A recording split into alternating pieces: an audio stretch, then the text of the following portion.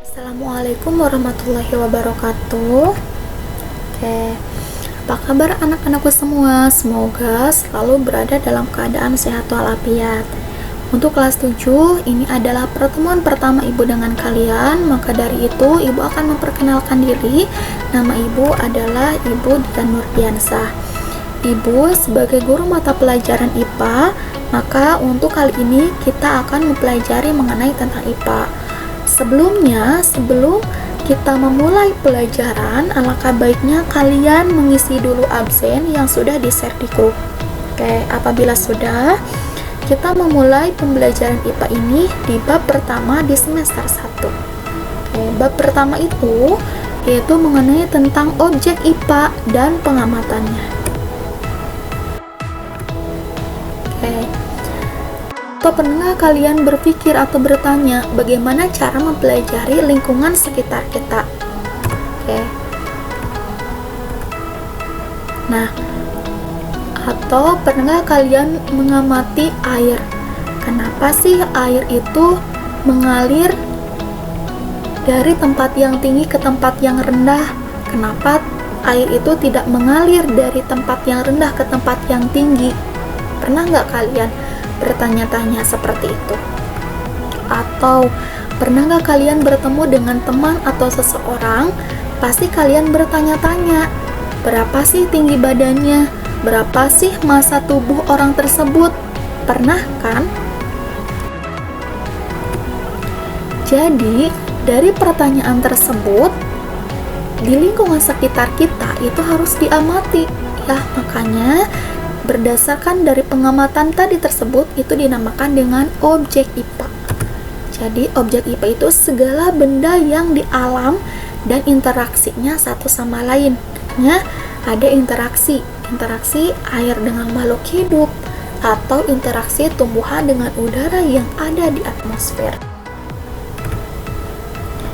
Nah, kemudian tadi kan ada objek IPA, ada kata IPA. IPA tersebut pasti berhubungan dengan ilmiah.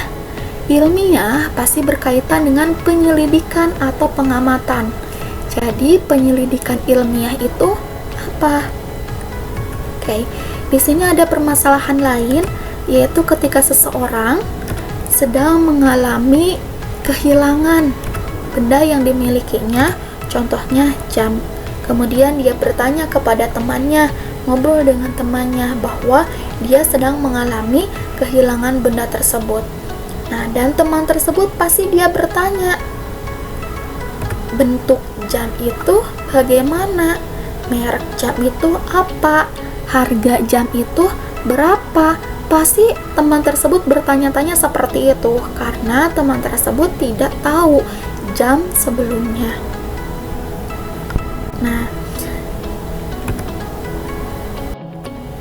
Nah, dari pertanyaan teman tersebut itu dinamakan dengan penyelidikan atau penyelidikan ilmiah. Itu pasti ada metode ilmiahnya. Nah, metode ilmiah di sini itu adalah langkah-langkah. Bagaimana sih langkah-langkah meneliti atau melakukan penelitian? Nah, yang pertama itu ada merumuskan masalah. Yang kedua ada mengumpulkan data atau informasi.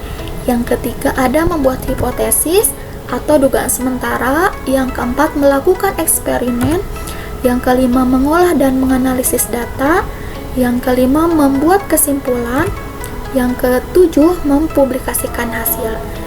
Sampai sini sudah paham mengenai pembahasan tersebut? Oke. Apabila sudah paham, kita ke permasalahan selanjutnya. Oke, di sini ada meja dan sedang diukur dengan menggunakan tangan. Pernah nggak kalian melakukan pengukuran seperti ini? Pasti pernah kan? Nah, pasti kalian mengukur ini karena kalian ingin tahu berapa panjang meja tersebut dengan menggunakan jengkal. Kemudian kalian melakukan pengukuran tersebut dengan mengukur dengan jengkal dan mengkirakan, oh panjangnya itu ada 7 jengkal contohnya. Nah, ya akan ibu tanyakan, orang tersebut sedang melakukan apa? Oke. Nah, Betul, sedang melakukan pengukuran. Jadi pengukuran itu apa? Pengukuran itu adalah proses membandingkan suatu besaran dengan besaran lain yang sejenis yang dipakai sebagai satuan. Ingat, membandingkan dan dipakai sebagai satuan. Ada kata satuan. Nah, di pengukuran itu ada dua satuan. Yang pertama ada satuan tidak baku, yang kedua ada satuan baku. Oke, kita bahas satu persatu dulu. Yang pertama ada satuan tidak baku. Satuan tidak baku itu menghasilkan nilai ukuran yang berbeda antara satu orang dengan orang lain. Catat ya, satuan tidak baku itu nilai ukurannya berbeda dan tidak diakui secara internasional. Nah, kenapa sih tidak diakui secara internasional? Karena nilai ukurannya berbeda, yang dilakukan oleh orang tersebut berbeda-beda. Kalau misalkan kita mengukur dengan orangnya berbeda-beda, pasti nilai ukurnya pun berbeda-beda. Makanya tidak diakui secara internasional. Contohnya apa? Contohnya ada depa, ada hasta, dan ada jengkal.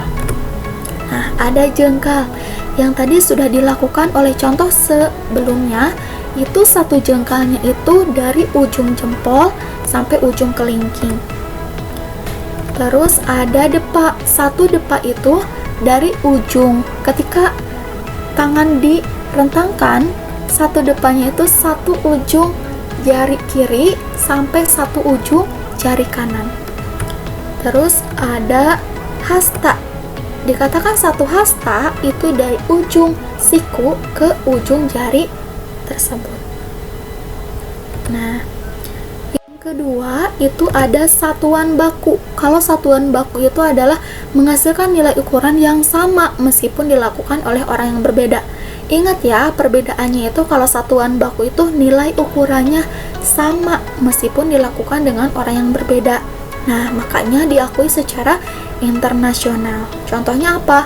Contohnya meter, kilogram, second, atau detik. Sebenarnya masih banyak lagi. Nah, di dalam satuan baku ini pasti memiliki besaran dan satuan. Contoh, ketika kamu sedang mengukur massa tubuh kamu. Nah, di sini contoh massa tubuh Andi adalah 50 kg. Nah, yang jadi pertanyaan, manakah yang disebut sebagai besaran dan satuannya? Oke. Nah, di sini tadi contohnya ada massa Andi 50 kg. Massanya disebut sebagai besaran, 50-nya disebut sebagai angka, dan kilogramnya disebut sebagai satuan. Jadi, besaran dan satuan itu adalah, ketika besaran adalah segala sesuatu yang dapat diukur dengan menggunakan angka. Jadi, besaran itu disertai dengan angka. Nah, kalau misalkan besaran fisika itu selalu memiliki atau disertai dengan nilai dan satuan, ada satuannya. Kalau misalkan tidak ada satuannya, itu bukan termasuk besaran fisika. Contohnya tadi, massa tubuhnya itu 50 kg. Oke, ada kilogramnya, itu adalah satuan. Satuan adalah segala sesuatu yang berfungsi sebagai pembanding. Oke.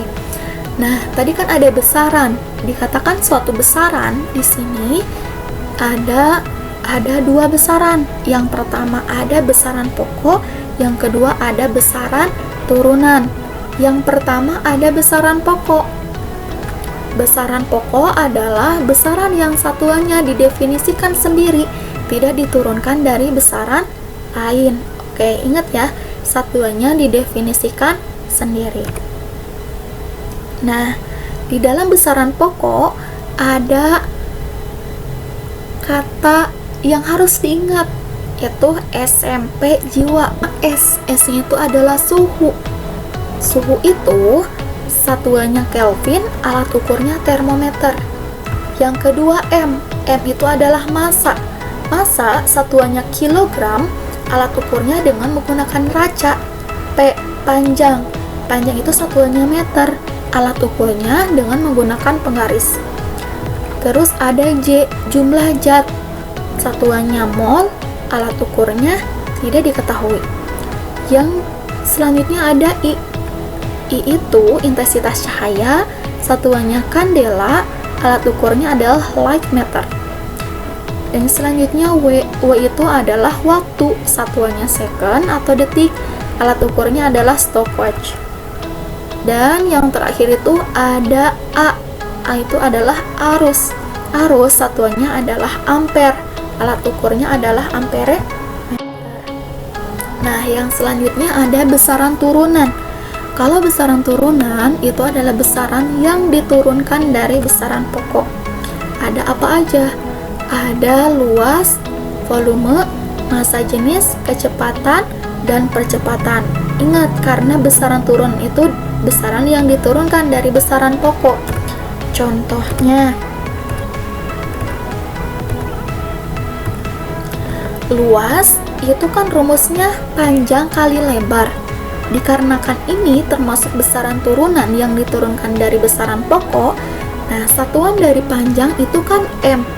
Ya, M itu adalah besaran pokok. Lebar itu juga satuannya adalah M, meter.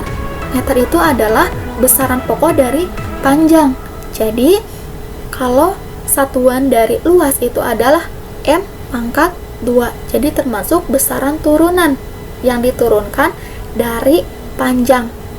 Oke, yang selanjutnya ada volume. Volume itu rumusnya panjang kali lebar kali tinggi. Panjang itu termasuk besaran pokok. Panjang satuannya adalah meter. Lebar juga adalah besaran pokok dari panjang, satuannya adalah meter juga. Dan tinggi juga itu adalah besaran pokok dari panjang, satuannya adalah meter juga. Nah, ini adalah sama-sama besaran turunan dari besaran pokok, yaitu panjang. Tentang tugas proyeknya, yaitu bisa kalian baca di sini. Nah, untuk tugasnya itu tulis di kertas folio dan dikumpulkan ketika tatap muka di sekolah. Oke, sudah paham? Nah, kalau misalkan sudah paham, apabila kalian belum paham secara keseluruhan, boleh kalian bisa mengulangi nonton video ini. Oke, terima kasih atas perhatiannya. Wassalamualaikum warahmatullahi wabarakatuh.